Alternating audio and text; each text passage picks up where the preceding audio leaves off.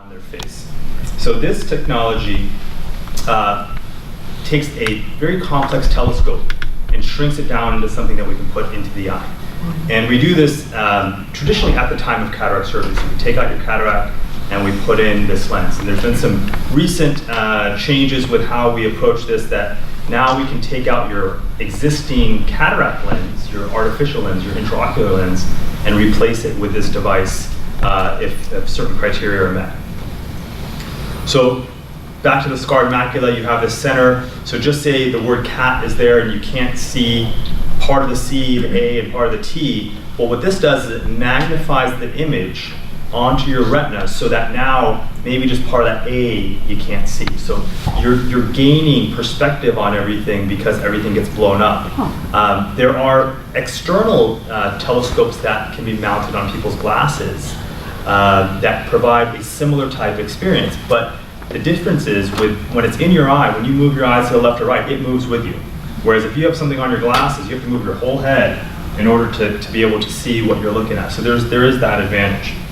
So what does the telescope do? Well, it provides magnification, so you're able to see smaller details without that weren't visible without magnification before. It minimizes that scotoma, so it takes that area that you can't see and makes it smaller, thereby sort of improving your vision. If you look at our formal ways of measuring vision, you do get a visual improvement of a couple lines of vision, which is significant.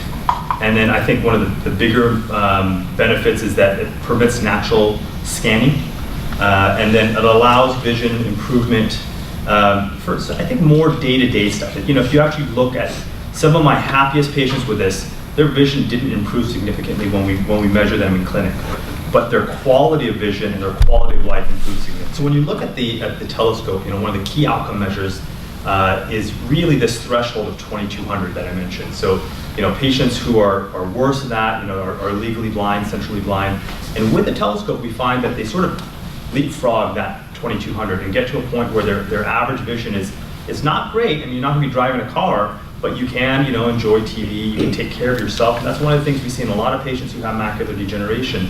They become dependent on other people. And if we can benefit them and we can make them more independent, that gives them a lot more self-esteem. They're able to enjoy life. I had a patient who, I think my first patient who I implanted with the telescope was a gentleman who really loved the angels. And the angels suck. And he still loved them, and he couldn't watch them. And once we put the telescope in, his vision actually didn't improve when we looked at it from a numerical standpoint, but he was able to watch TV, follow the games, and he was just a happy guy for the remainder of his time. So really a unique device, but in the right patient, very, very powerful.